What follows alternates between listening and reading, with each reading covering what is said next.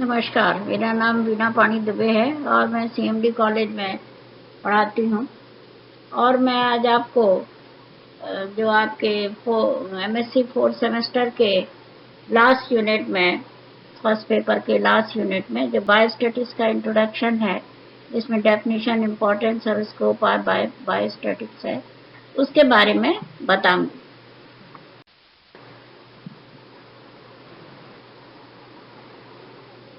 देखिए, जो बायोस्टैटिक्स है वो तो जब अप्लाई किया जाता है बायोलॉजिकल एक्सपेरिमेंटेशन के लिए या रिजल्ट्स को ऑथेंटिक बनाने के लिए तब आता है। ये स्टैटिक्स जो है वो बायोलॉजिकल प्रॉब्लम से जुड़ा है, तब वो कहलाता है बायोस्टैटिक्स। ठीक है, तो पहले हम स्टैटिक्स को देख लें। तो जो इसका मीनिंग है, जो अर्थ है, statistics have been defined as a body of methods for making reasonable and wise decisions in the face of uncertainty.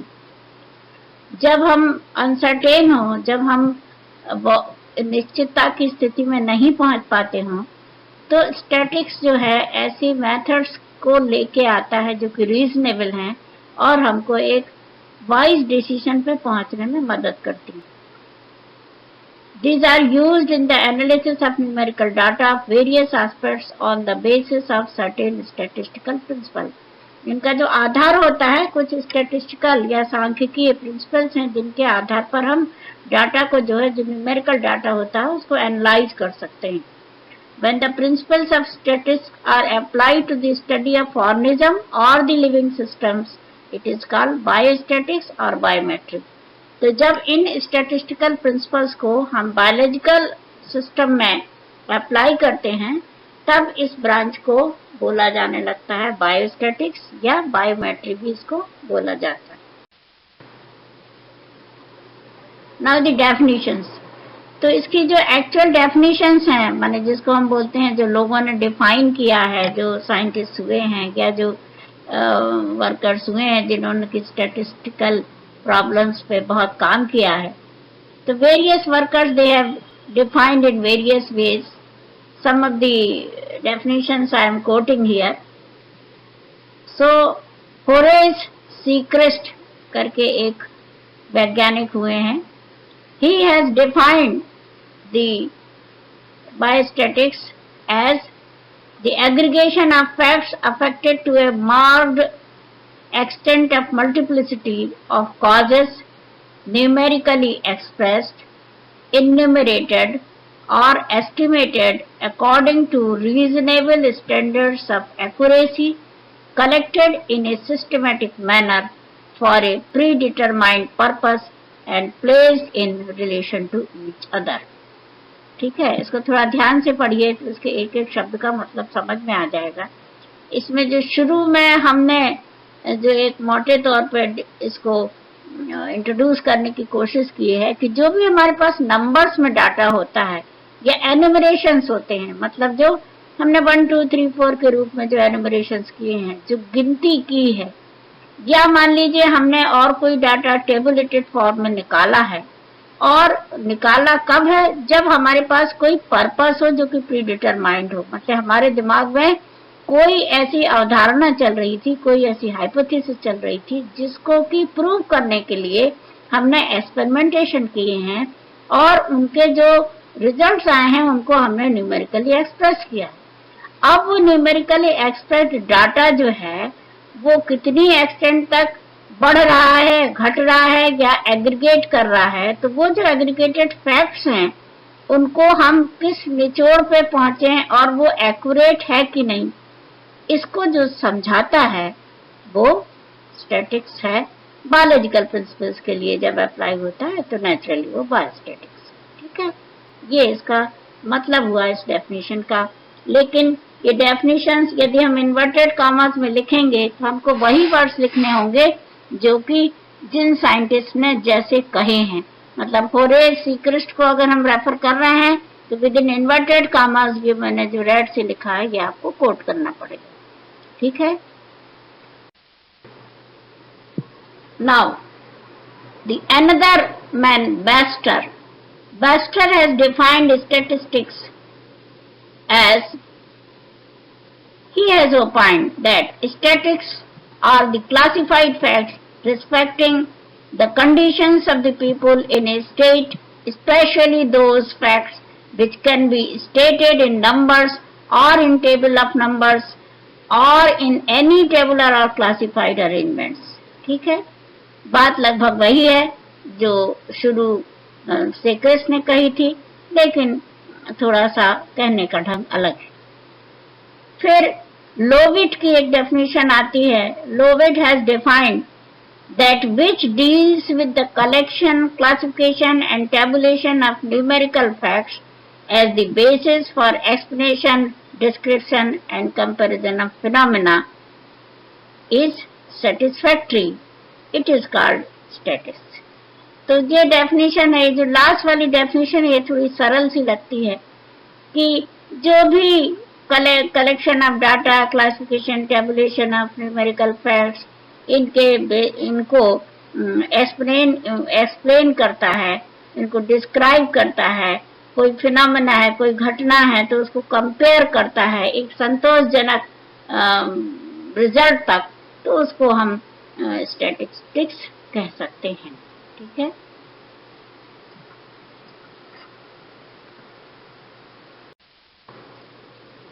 अब इसका इम्पोर्टेंस क्या है, स्टैटिस्टिक्स का महत्व क्या है, क्यों हम पढ़ें इस ब्रांच को, या क्यों ये ब्रांच ऑफ लर्निंग या ये जो है हमारे लिए जरूरी है, ये महत्वपूर्ण है. तो आजकल तो इसका बहुत महत्व है. It plays an important role in bioscience. Why? This is due to the fact that the data in biological science are of variable nature, so it is very difficult to draw conclusions from them. Even it becomes sometimes very difficult to interpret the results. For example, morphologically same individuals may not behave the same physiologically. So, when the interpretations are to be drawn, the application of statistics becomes very important. अब आप देखिए इसको कि जब हम कोई भी biological research करते हैं या बायोलॉजिकल ऑब्जर्वेशंस लेते हैं, प्रयोगों की कसौटियों पर कसते हैं हाइपोथेसिस को, तो हमारे पास बहुत तरह का डेटा इकट्ठा हो जाता है और उसका नेचर, उसकी जो प्रकृति है वो बहुत वेरिएबल होती है, वेरी करती है बहुत. आप इसको जब मेजर्स ऑफ सेंट्रल टेंडेंसी पढ़ेंगे तो वहां जो एग्जाम्पल्स है उसमें आप देखेंगे कि डेटा का वेरिएशन कितना ज्यादा होता है. तो जब डाटा बहुत वेरी करता है तो खासतौर पर बायोलॉजिकल रिसर्च में बहुत कठिन हो जाता है कि उनसे हम कंक्लूजन्स क्या निकालें, उनका हम निचोड़ क्या निकालें, उनका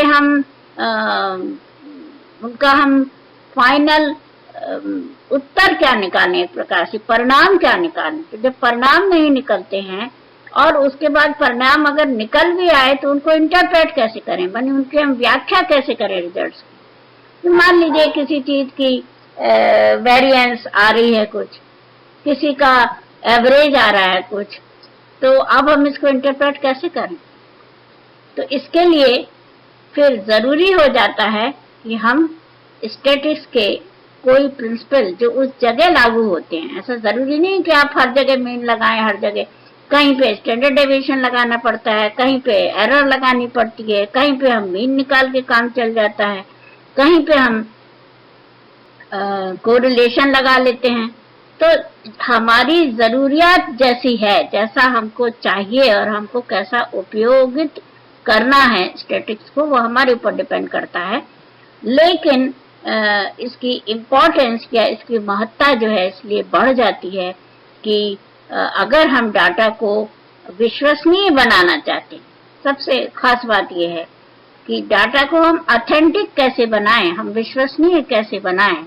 हम एवरेज व्यक्त कर सकते हैं किसी भी चीज का, कोई भी हमने प्रयोग किया, उसका एवरेज 3 रीडिंग ली, एवरेज व्यक्त कर दिया, लेकिन how for this average is authentic, ये विश्वसनीय है कि नहीं है, ये हम कैसे जानेंगे.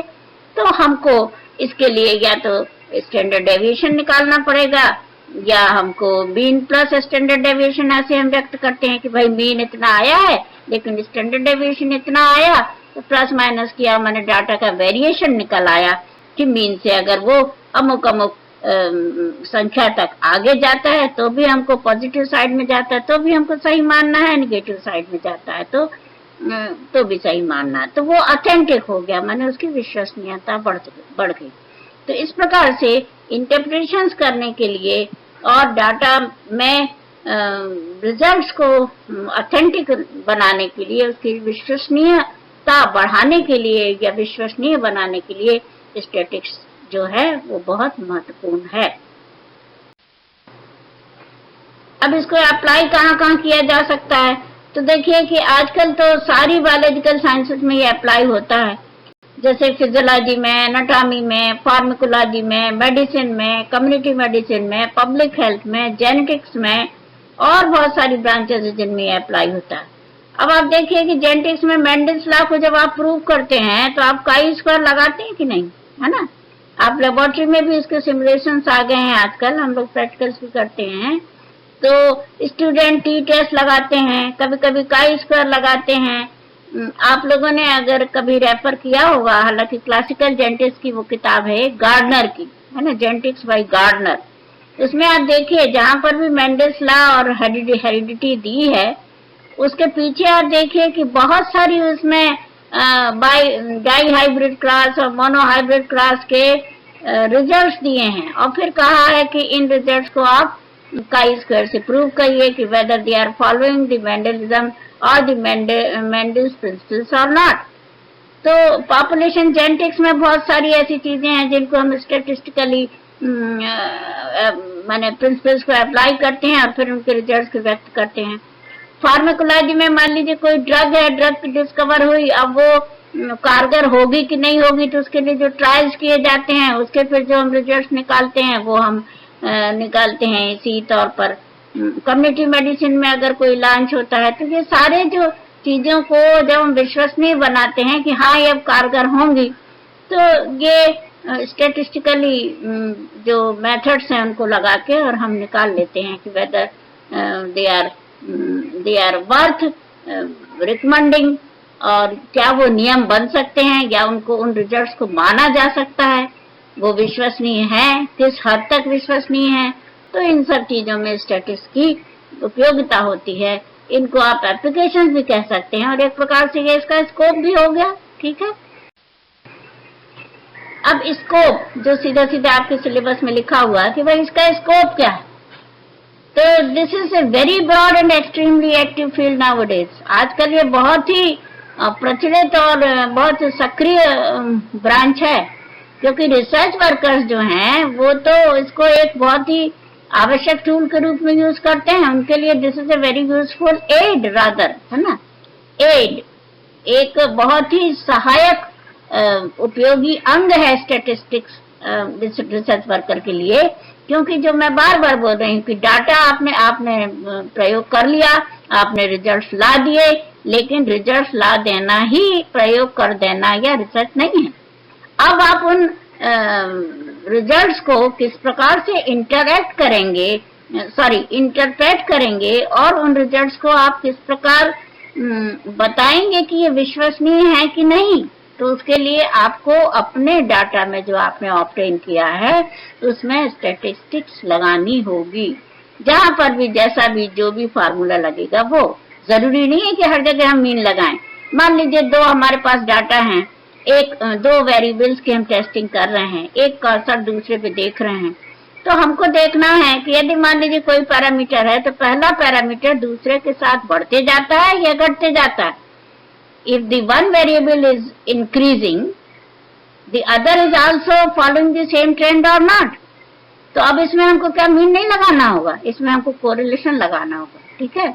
तो इसमें बहुत सारे, मैंने आपके कोर्स में तो कुछ ही हैं, मेजर्स ऑफ सेंट्रल टेंडेंसी है, और उसके बाद में जो अगला पेपर है उसमें डिस्पर्सन है ना, मेथड्स ऑफ डिस्पर्सन है, मेजर्स ऑफ डिस्पर्सन है। तो इसके अलावा भी बहुत सारे मेजर्स हैं, तो जिनको जहां पे जैसे यूज करना है वैसे करना होता है। और फिर बहुत ही रिसर्चर्स के लिए तो एकदम बहुत ही महत्वपूर्ण ये टूल है। और आजकल बहुत सारी कंप्यूटराइज सॉफ्टवेयर्स भी आ गए हैं जिनकी सहायता से अब आपको मैनुअली कैलकुलेशंस बहुत सारी नहीं करनी होती हैं, और वो सॉफ्टवेयर्स में आपको मिल जाती हैं अगर कठिन हो तो। ओल्ड टाइम्स में क्या होता था कि उसमें छोटे वाले कैलकुलेटर में जो है उसी में ये जो फार्मूले हम आप लोगों को पढ़ाते हैं, इन सबको लगा लगा के मैन्युअली रिजल्ट्स को स्टैटिस्टिकली एनालाइज करना पड़ता था। अब तो काफी सरल हो गया है, क्योंकि ऐसे बहुत सारे कैलकुलेटर्स आ गए हैं जो कि साइंटिफिक होते हैं, उनमें सारे स्टैटिस्टिक्स के फार्मूले दिए होते हैं, कंप्यूटर टूल्स डेवलप, तो now it has become very easy, but it is very important for every researcher in every field of biological sciences. ठीक है। Now for the development of biological theories, है ना, they are closely associated with the statistical methods। ये बात आ गई है जो अभी हम चर्चा कर रहे थे उसमें, कि बायोलॉजिकल थ्योरीज को अगर बनाना है, उनको अगर विकसित करना है, तो हमको डिपेंड करना पड़ेगा स्टैटिस्टिकल मेथड्स पर ही। जैसे हेरिडिटी वाली जो ब्रांच है, जेनेटिक्स है, वो तो पूरी डिपेंडेंट है बायोस्टैटिक्स पे। तो हेरिडिटी एक बहुत इम्पोर्टेंट ब्रांच है जो कि बायोस्टैटिक्स पे बहुत ज्यादा डिपेंडेंट है।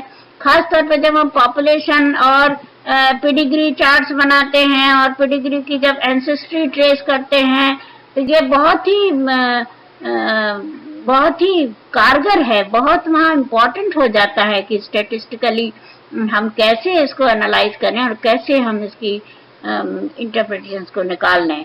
फॉरेंसिक्स में भी ये आजकल बहुत ही एक महत्वपूर्ण ब्रांच हो गई।